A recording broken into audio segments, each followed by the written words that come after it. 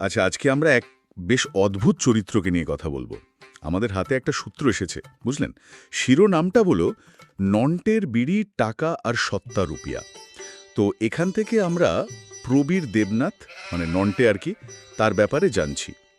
আজকের আলোচনাটা মূলত এই নন্টে চরিত্রটা কেন এত আলাদা, তার জীবনের কিছু মজার ঘটনা, মানে যা তাকে সবার থেকে একটু অন্যরকম করে তুলেছে, সেসব নিয়ে, মানে সূত্রটা যা বলছে আর কি।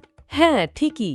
সূত্রটা শুরুতেই যেমন বলছে, নন্টের সাথে বিড়ির একটা গভীর সম্পর্ক ছিল। যেমন ধরুন ওই যে করোনা লকডাউনের সময়কার ঘটনাটা, যখন নাকি সবকিছুর অভাব, নন্টে তখন এলাকায় বিড়ি সাপ্লাই করে, পরিস্থিতি চালু রেখেছিল। ভাবা যায়। হ্যাঁ, শুনতে অদ্ভুত লাগলেও সূত্র বলছে তখন যেন বিড়িটাই হয়ে গেছিল একটা জরুরি জিনিস, তার হাত ধরে আর কি। ঠিক। আর তারও এই কথাটা মনে আছে, লজেন্স খেলে গলা ভিজবে, বিড়ি খেলে মন ভিজবে। এটা তো তার জীবন দর্শনই মনে হচ্ছে। সূত্র থেকে এটাই বোঝা যায় যে তার কাছে ওই তাৎক্ষণিক আরাম বা মনের শান্তিটাই হয়তো আসল ছিল। আচ্ছা, নন্টের জীবনের অন্য দিকগুলো নিয়ে কি বলছে সূত্রটা? সূত্রটা তার জীবনের একটা প্রজেক্টের কথা বলছে। টাকলা নামে একটি ছেলেকে বড় করার দায়িত্ব নিয়েছিল সে। কিন্তু এখানে একটা বেশ মজার ব্যাপার আছে। সূত্রে এমন ইঙ্গিতও আছে যে নন্টে নিজেই হয়তো ছেলেটার জন্য যে দুধ আসতো সেটা চুরি করত, অথচ দোষ দিত ছেলেটার উপর। আরে, তাই নাকি? কিন্তু আবার ওই সূত্রই তো বলছে যে ছেলেটা ভালোবেসে নন্টের নাম দিয়েছিল পঙ্কজ ল্যান্ড। এটা কেমন হলো? একদিকে দুধ চুরির ইঙ্গিত, অন্যদিকে এই অদ্ভুত আদরে নাম। ঠিক এখানেই তো সম্পর্কে জটিলতাটা, যেমনটা সূত্রে লেখা আর কি। হয়তো ঠাট্টা মশকরা বা এই একটু ঠকানোর ভাব দেখালেও ভেতরে ভেতরে একটা স্নেহের টানও ছিল হয়তো। সূত্রটা যেন বলছে নন্টের আচরণটা একটু স্ববিরোধী, একদিকে টানছে আবার নিজের দিকটাও দেখছে। তার নিজস্ব যুক্তিগুলো বেশ, কি বলে, অন্যরকম। যেমন সূত্রে লেখা আছে, সে বলতো তোর ঠিক, আমার পছন্দ, এ দুটো আলাদা জিনিস। আবার ওই যে কেরালায় প্রায় বছরখানেক ছিল, কবে ফিরবে জানতে চাইলে বলতো আমার যেদিন খুশি হবে সেদিনই যাব। একদম নিজের মর্জি। হ্যাঁ, এই ঘটনাগুলো সূত্রে যেমনটা পাচ্ছি, দেখায় যে সে একদম নিজের শর্তে চলে।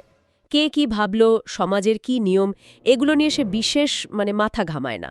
এই যে নিজের মতো চলা বা একটু একরোখা ভাব, এটাই হয়তো তাকে এতটা আলাদা করে তুলেছে। টাকার প্রতি তার একটা টান ছিল, সেটাও কিন্তু সূত্রটা বেশ জোর দিয়েই বলছে। টাকা দেখলেই নাকি তার চোখে তারা জ্বলে ওঠে।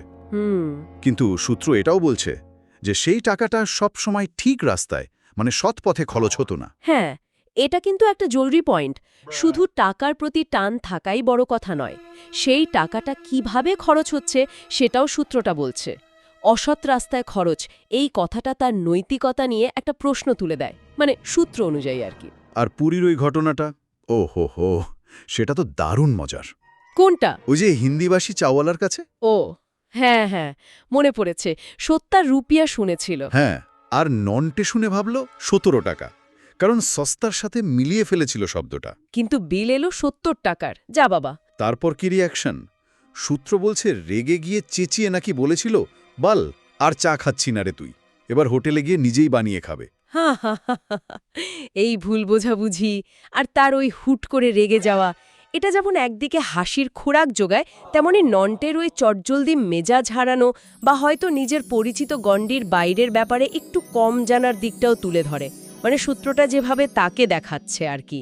সব মিলিয়ে সূত্রটা নন্টেকে যেভাবে আমাদের সামনে এনেছে, তাতে সে সত্যি এক যাকে ভোলা যায় না সেরকম চরিত্র।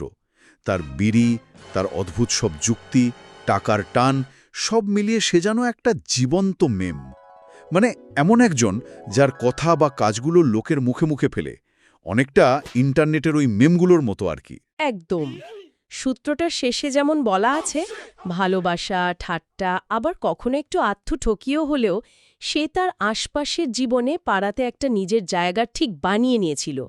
হয়তো এই ধরনের চরিত্রগুলোই একটা এলাকার চেনাগতগুলোকে আরও বেশি রঙিন করে তোলে। ঠিক। তাহলে আজকের মতো আলোচনাটা এখানেই শেষ করা যাক, কি বলেন? হ্যাঁ, তবে শেষ করার আগে একটা ভাবনা উস্কে দিই শ্রোতাদের জন্য। বলুন। আমাদের চারপাশেও তো এমন অনেক আপাতদৃষ্টিতে সাধারণ বা কখনো অদ্ভুত মনে হওয়া চরিত্র থাকে, তাই না? যাদের কথা হয়তো আমরা এই ধরনের সূত্র থেকে জানতে পারি।